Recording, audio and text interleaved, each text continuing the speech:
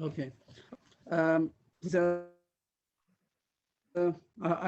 can't that now. So please tell me if it gets better. Anybody hear me? Rebbe, Yeah. I'm not sure, but it may be that if Rebbe turns the video off, we won't see Rebbe, but we'll hear Rebbe because it makes the connection quicker. Meaning you'll give Okay. up the video for the audio. I mean, if the situation is that we Okay. at least we can hear. I do that. Okay. Okay. I hope that's better. Okay. Tell me more. If That's better. it says something about CPU. What does that mean? What can I do to lower that? Anything in the CPU over here? I don't know what that means. Okay. Okay, so we just started about the seder of the Yetzias Mitzrayim is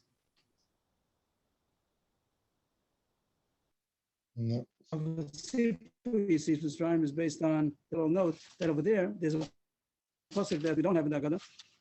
It talks about Davi. He went down to Mitzrayim. And then they made us with the hard labor. And then they went out to Hashem, and Hashem heard our voice, and he saw our affliction and our oppression. And then the last pasuk, Hashem took us out from Mitzrayim. This is the last pasuk that we darshan. Hashem took us to Mitzrayim with a strong hand and an outstretched arm, great awesomeness, more gadol, and Moses. But there's one more pasuk that's and Hashem brought us to this place, and He gave us all this and flowing milk and honey. We don't say that in the Haggadah, and I think because in all the years of the Galus, we weren't able to because we weren't in Eretz Yisrael. But it is now that we are here. It might be something to add on.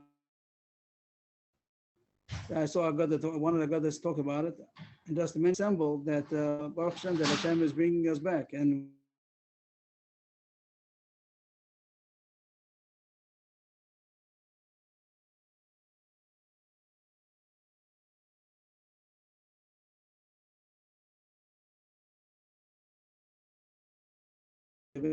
says the Beis Hamikdash. Maybe that's the reason why Haggadah doesn't bring it down.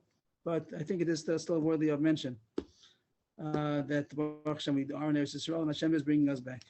So I think that one point in the Seder Haggadah, even though you're explaining it and translating it according to the participants, that they should understand it in their language and getting the general idea, but I think that at one point it is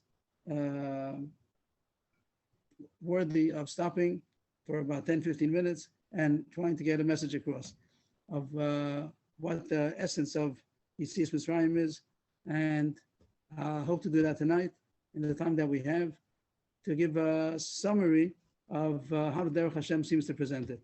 So I'm going to jump around in the tape of Derech Hashem if anybody has it with them, or if they want to write down the references in order to be able to elaborate on these points. I'm not making any chidushim because the Ramchal, when he gets to Yetzias Mitzrayim, he in the Sefer Derech Hashem, not Sipu Yetzias Mitzrayim, but the issue of Yetzias Mitzrayim, he does refer back in the Sefer to we explain the steps that bring up until Yetzias Mitzrayim.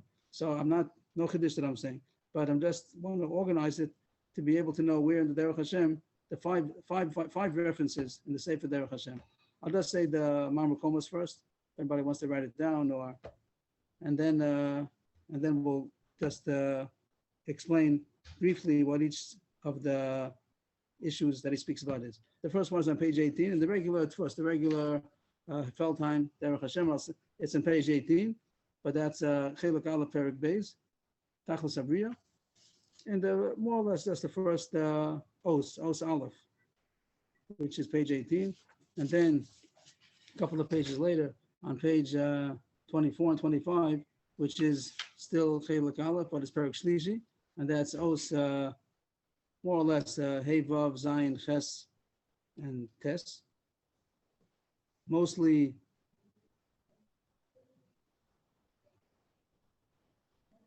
Zayin and Tes. And then to page 66, which is the Chelik Beis, Perek Revi, which is the difference between Yisrael and the Goyim. And more or less that would be page 66 to 68. And then we explain Tzitzias Mitzrayim. That's in Chelik Daled. In the third parsha of Kriya Shema, that's page 139. 139, 140. And then he talks about the Moadim in general on page 159 and 160. And 161 is really explains the issue of Chametz and Matzah. So those are the references we'd like to go through tonight in the limited time that we have to say the highlights of what the Yitzias Mitzrayim is all about. So people have learned Derech Hashem and they're familiar, but I think that these are the points that should be emphasized and brought out, and everybody has to prepare, I guess, in order to be able to present it in a the way with all of the emphasis that it and the feeling and the emotion and the greatness that it deserves. So if we start in page 18, over there it talks about the Tachlis of Bria. Why did Hashem why did Hashem make creation in the first place? Hashem, of course, the first part talks about Hashem's essence, which we can't ever fathom, and nobody, not only we, but nobody could ever fathom Hashem's. There's no, it's a absolute perfection that doesn't have any comparison to anything we could imagine, and that's more or less the first parak. Parak base talks about why did Hashem create, and in general he says in order to bestow the best goodness that could possibly be. Hashem created creation in order to give goodness. Then he goes on, what goodness? The best goodness, not only a partial goodness, the best goodness, and the best goodness that God could give. And that's like really mind-boggling that Hashem wanted to make a goodness, a creation, to be able to give them the utmost goodness that God could give. And you could say that God is endless. Yes, Hashem is going to give the most endless epitome of goodness to this creation. And since Hashem is that goodness, Hashem is the only absolute good, so Hashem theoretically would have wanted to make this creation to be like him. But that's impossible because nothing could be like Hashem. So the way that Hashem made that there should be a creation who's going to get all that goodness is by making the possibility to be connected to him. And that is, and not only to be connected to him in a partial way, but in the maximum that a creation could have been created. That's even more mind-boggling. And not only, that means that Hashem couldn't have created a creation that could have been more connected. I hope that I'm saying the words in a way that it could be felt. That Hashem himself, so to speak, could not have made the creation in a way that could have been more connected, because he made it the absolute. Means a creation, and being a creation, it's not a creator. Hashem didn't make a creator. Hashem is the creator. But the most that a creation could accept of the connection to him, that's what Hashem made this creation. That was a plan to make this creation. And a small mashal about this connection would be that if someone would want to bestow as much as he could of himself to somebody else, he wouldn't be able to do it, besides if it will be a woman that he wants to marry.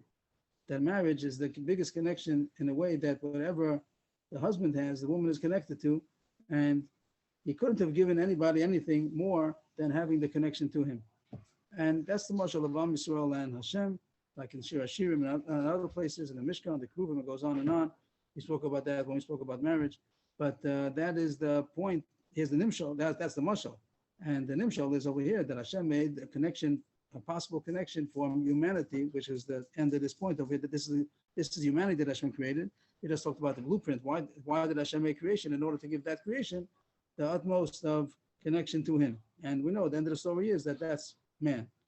He goes on to say in Os Beis, I said only Os Aleph. Os Beis also talks about that Hashem made it that the person has that people. This creation is going to have to earn it by himself, because or else it wouldn't be the etzem, it wouldn't be inherently him, it just would have been slapped onto him, and that wouldn't have fulfilled Hashem's will to give him the utmost. The utmost is only if he does it himself, and it becomes inherently connected. So man is going to have the opportunity to make the connection to God to the utmost that's possible for a creation.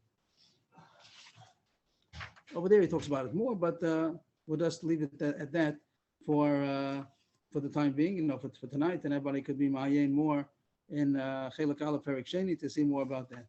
But if we jump to the next reference, which is the next parak in Perek Shlishi, over there it talks about that in order to make this, that he should do it on his own, he should make the connection, so it has to be free will, it has to be that the man has inclination to good and to bad, and that's why Hashem made the man with a guf and a neshama. Each one inclines to whatever it is naturally inclined to, and the neshama is naturally inclined to Hashem. The guf is naturally inclined to physicality, which is thus the absence of Hashem. That of course Hashem made the chomrius, but it's something which is not a receptacle to get illuminated by God, and that's what the physicality is all about. And then on page 24, he talks about what happened by the Chet of Adam HaRishon. What happened before what was different before the Chet and after the Chet? And he says that mankind changed altogether. Mankind changed, was a overhaul in a bad way.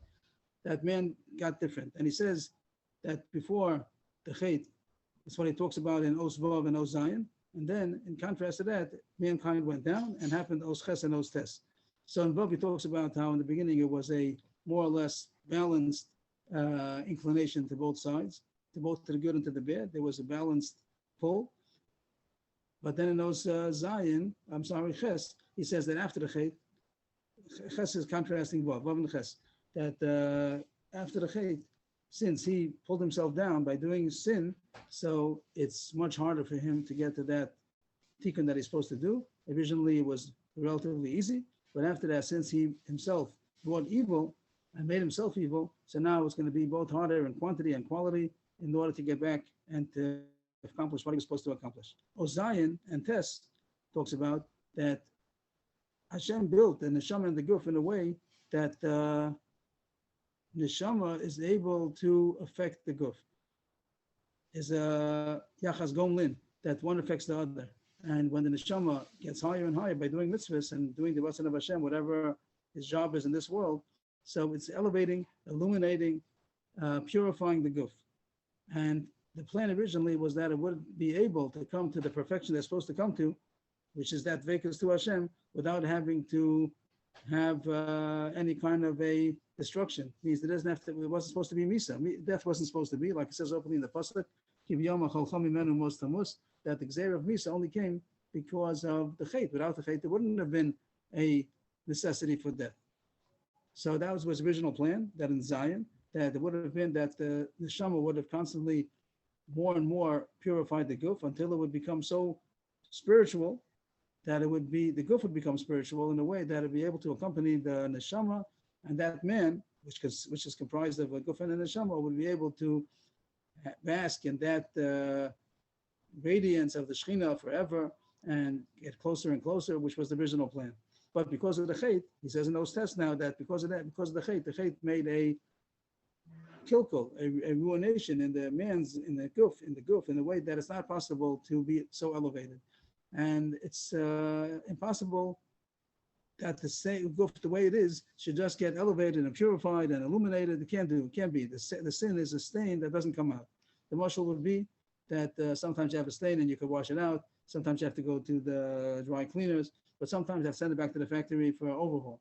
Not that you get a new one in exchange. It has to be the same one, but they have to go back to the basic foundation of how they made it and to remake it. And that's what Misa and Chiyas and Mesa is. That a person has to die, and the neshama and guf are separated, and whatever happens to each one, in order to be able to be rebuilt again. The guf has to be rebuilt, and whatever Yisurim, whatever is going to be during Misa, when man disintegrates into the earth, and then there's a tikkun for that. There's a tikkun that's happening, and then the guf is going to be rebuilt. That's Chiyas and Mesa. But then the neshama is going to re-enter the newly made guf, the overhaul of the guf, and then it'll be able to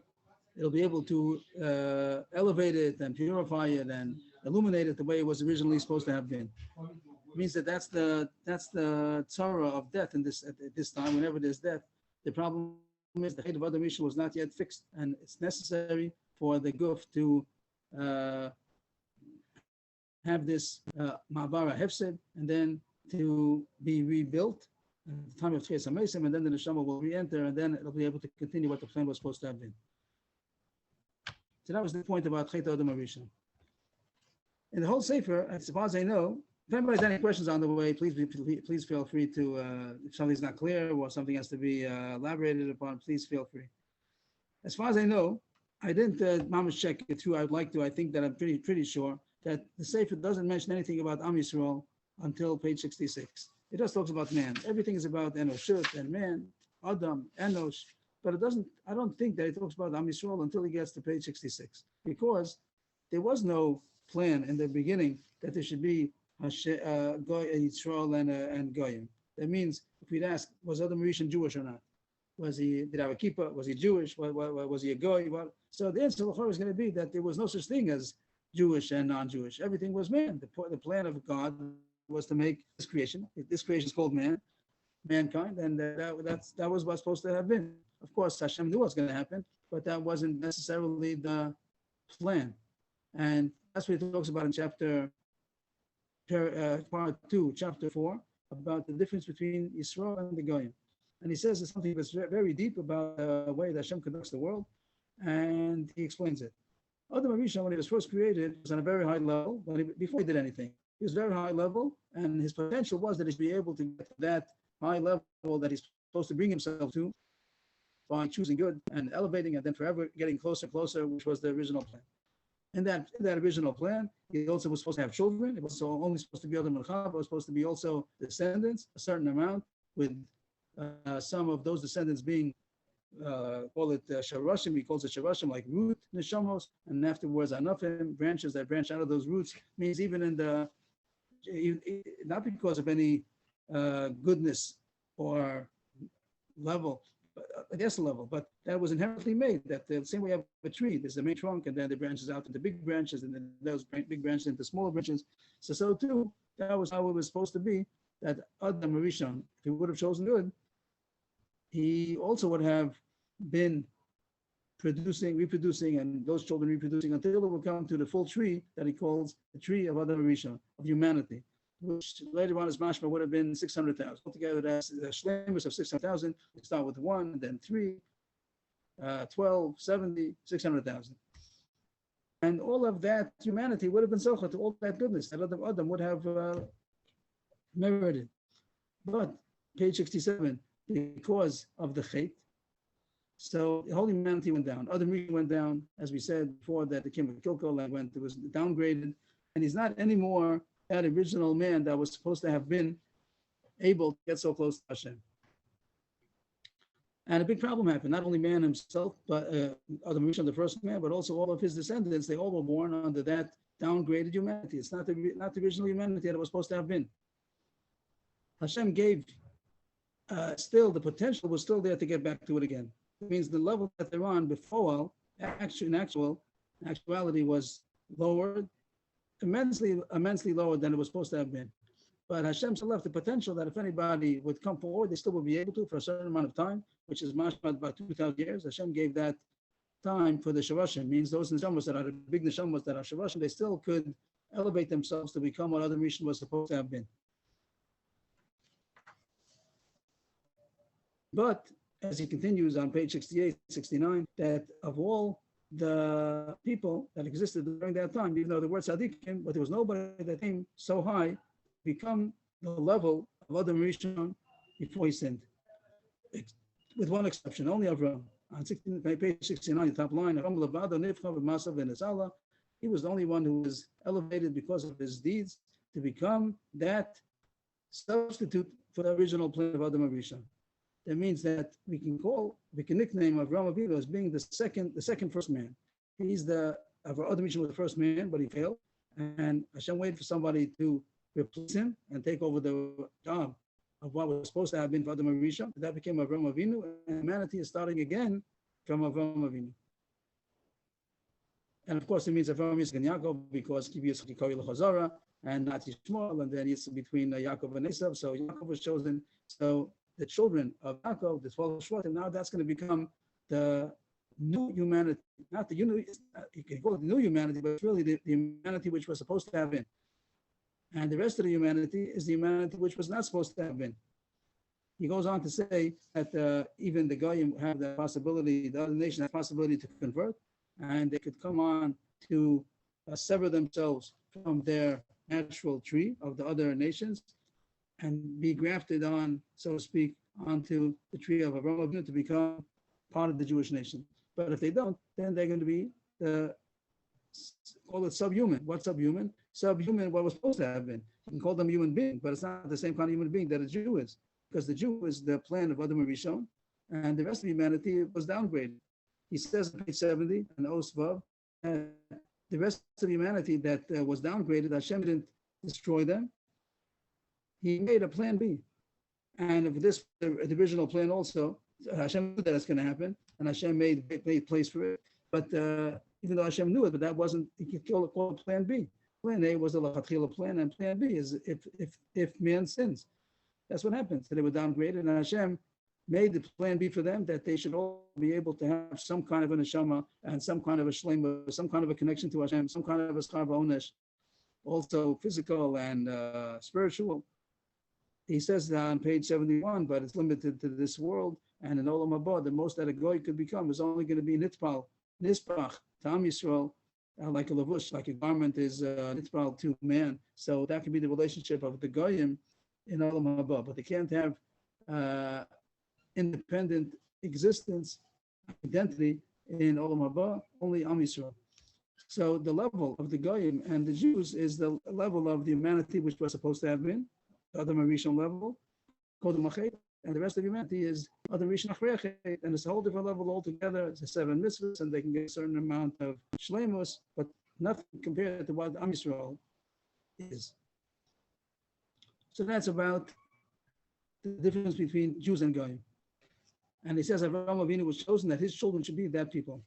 And the 600,000, he goes on to say, of course, we see more than 600,000 people, but they're all considered parts of the 600,000. There's 600,000 in the shleimus of that humanity. And that's the people that came out of Mitzraim, 600,000, and they're the ones who came to Eretz Yisrael, the Lachem Nechel Ka'aretz. So that was the third reference in the Sefer. And now if we jump, if anybody has any questions about it, anything, please feel free. And then we go to page 139. Over there, it talks about the mitzvah of Yitzias Mitzrayim. The mitzvah of Yitzias Mitzrayim every day. Every day we say the third parsha, Parsha Tzitzis. There's no mitzvah that says Tzitzis every day. The mitzvah is to say Yitzias Mitzrayim, and the Gemara in Brachos talks about why this parsha was chosen of all the places where it says Yitzias Mitzrayim. How come they chose this parsha to it has other things also? That's why it was chosen. But the point of saying the third parsha of Kriya Shema is in order to mention Yitzias Mitzrayim. What happened over there? So he continues on page 139 at the bottom. He continues by what he just finished talking about. That when the Chet of Adam Rishon caused that all humanity should become downgraded, ruined. So even though Avraham Avinu was chosen, and his children are going to be the ones that are going to be the humanity that God had intended for, but that Tumah and Hoshech and Zuama that was instilled into mankind because of the sin of Adam Rishon, so they have to be purified from it, and that doesn't happen by itself. That it wasn't enough for he came to that madrega. It has to be now that his children also should be able to be purified from that tumah that came in because of the sin of Adam Rishon. And that was the purpose of the Shibud in Mitzrayim. When Hashem said to Abraham in the Bris Bein Abasorim that your children are going to be enslaved, that sounds very strange because the bris ben Abasorim is a bris of love and promise to Avraham. So how does it come in that there's an issue about suffering and being 400 years in bondage? What's that all about? So the Mefarshim really have the problem because the pasuk doesn't say why. Pasuk by bris ben Abasorim doesn't say why. Why did Hashem decree such a thing upon Israel, the children of Avraham? Some say, and they say speculation. The many Mefarshim say speculations about what the issue was. But Ramchal, it seems to be mamish smooth the way he explains it, that it wasn't that Am Yisrael did something unique that the other nations didn't do. In other words, everybody had the problem. It wasn't Am Yisrael had a problem. Everybody had the problem. The problem was the Chet of Adam Rishon.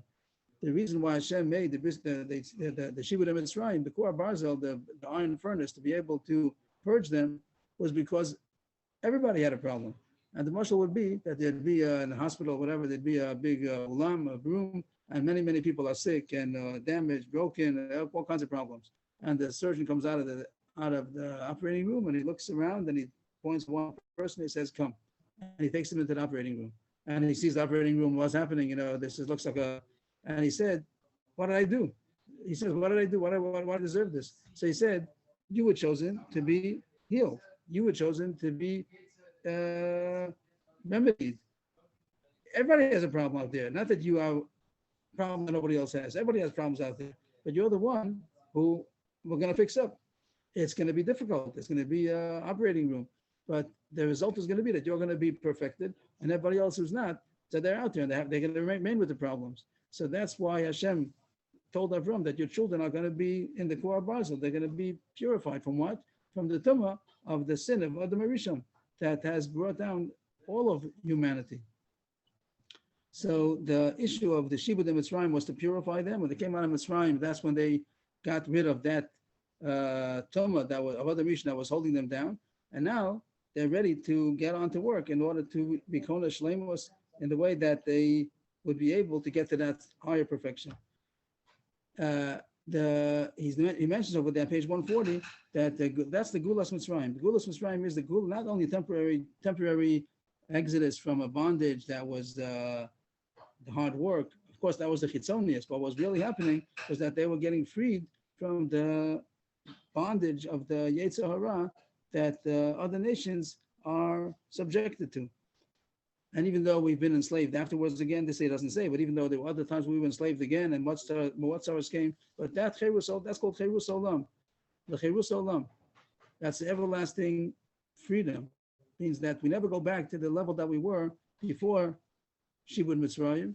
We're freed from that bondage of the rest of the nations that are downgraded because of the Chet of Adam Rishon. And that's forever. And therefore he says that every day there's a mitzvah to mention it, and that strengthens the tikkun that happened at the time of Yetzias Mitzrayim to continue, and the benefit is drawn to us every day by mentioning it every day. And finally, we jump to Pesach and the mitzvah of matzah, chametz and matzah. First, on page 159, 160, he talks about that all the chagim, besides Shabbos, is a weekly amount of kedusha that has to be instilled into Am Yisrael, and the level of humanity in this world is necessitates that there should be a balance between mundane and holy. It's not all holy because then it would be Gan Eden. Man has to be tested over here, and therefore there's 6 days of mundane and then 1 day of holiness. That's the proper level that we need.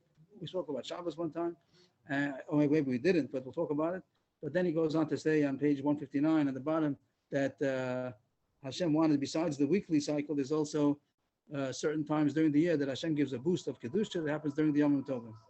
160, he says that besides that issue of Kedusha, which would be not because of anything that ever happened, there's also something that has to do with the cycle of the year. He says time doesn't go in a straight line. Time is a cycle, and every year we come back to the same point that we had once been.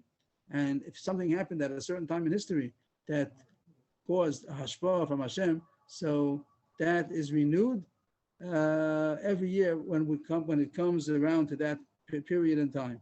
And therefore he says, if there was a certain tikkun or ha'ara that happened at that time in history, every time we come around that, it's renewed. And Pesach, whatever happened during Pesach, Sukkot, Shavuos, whatever happened during that time, it's renewed. And we have mitzvahs during those times to be able to activate that hashpah that we should be imbued with it again.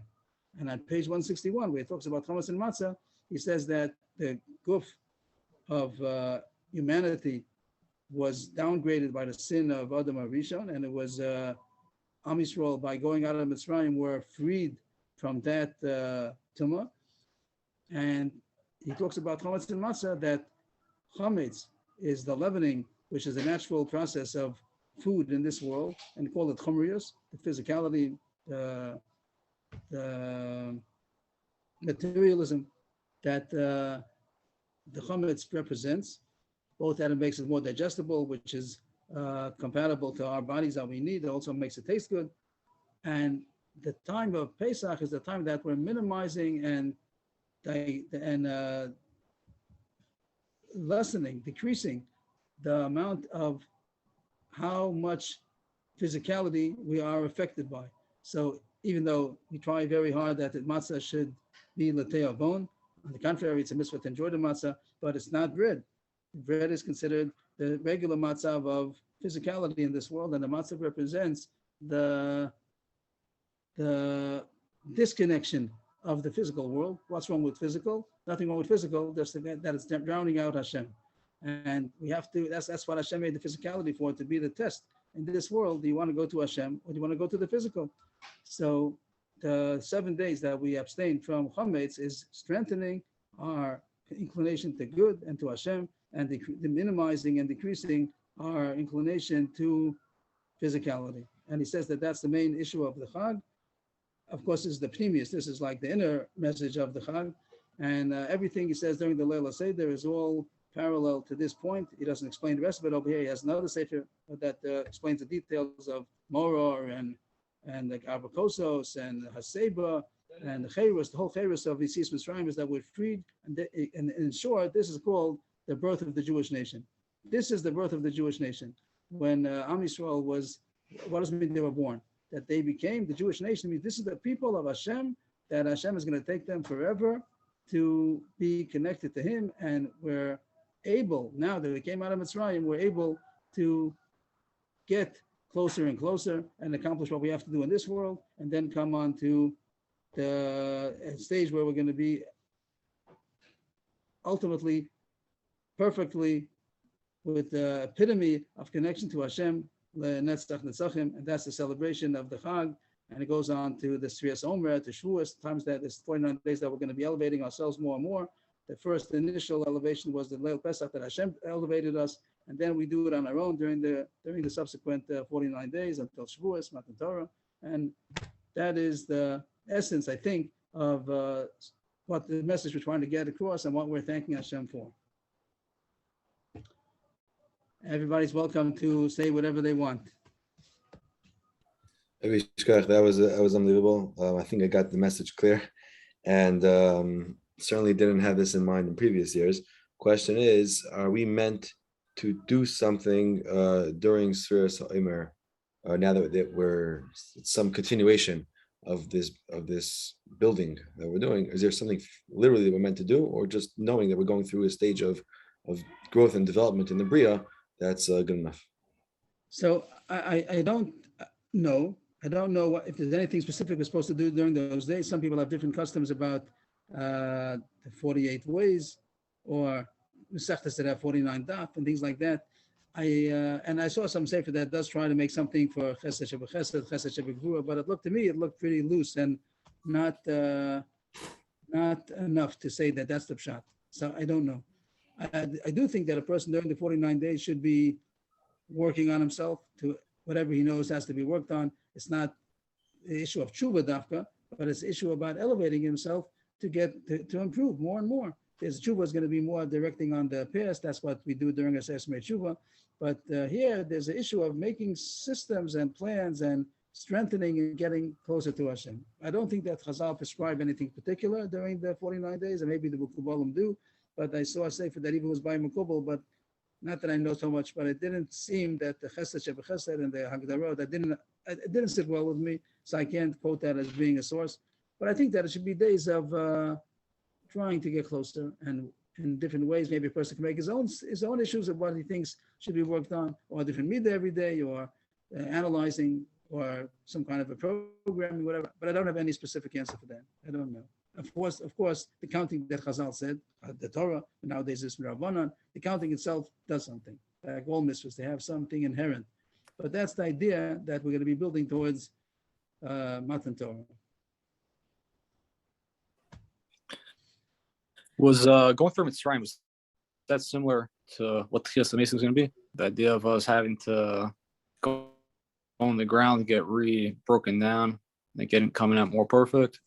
Are you saying that is there a similarity between, a parallel between the Chiyas HaMesim, the fact that the guf has to be decomposed and then rebuilt, is that similar to the Yisurim?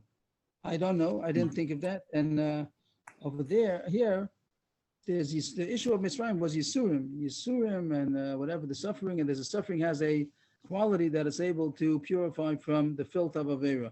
That's also a chiddush that it's possible to do that, and it's both on an individual level and on a national level. When people have Yisurim, also it's a kapara. Sometimes we understand also in this form, maybe now in modern days, maybe not, but it used to be simple that a punishment was something which is supposed to be mechaber, it's supposed to be something which is an atonement. How does a punishment atone? How does suffering atone? There is a way that suffering atones. Maybe it's understood. I can't explain it. I don't have a definite nusach how to explain why suffering should atone for bad that a person did, but it does. But by Tchias HaMesim, by Misa, is it the pain of the death or other aspects of death? I don't know. I don't know how to answer that question either. No. Okay, I hope that everybody enjoyed, and I hope that by the seder they'll be able to make it more juice than I was able to say it with. But everybody has their own flavor that they can instill the excitement and how wonderful it is to be Jewish, and what is lying in front of us, and how it's so worthwhile to invest and do what we could in order to deserve what Hashem wants to give to us, and the celebration of the Chag that Hashem made it for us, and to be thankful that we're the children of Avraham, and that Hashem chose Avraham and chose us, and the love that Hashem is showering us with on the Chag of Pesach, and all the Chagim that Hashem takes us and says, come to my house. I want to see all of you. We should be zocha soon to be all the regel, leiraos, b'nei Hadon Hashem. Thank you, Rebbe. Yeah, Shikach everybody, and if we don't see each other again till the Chag, so Chag Sameach to everybody, Chag Kosher v'Sameach, and we should all rejoice by Hashem in the Mikdash b'Karo. Amen. Thank you very much, Rebbe. Have a good night, everyone. Have a good week.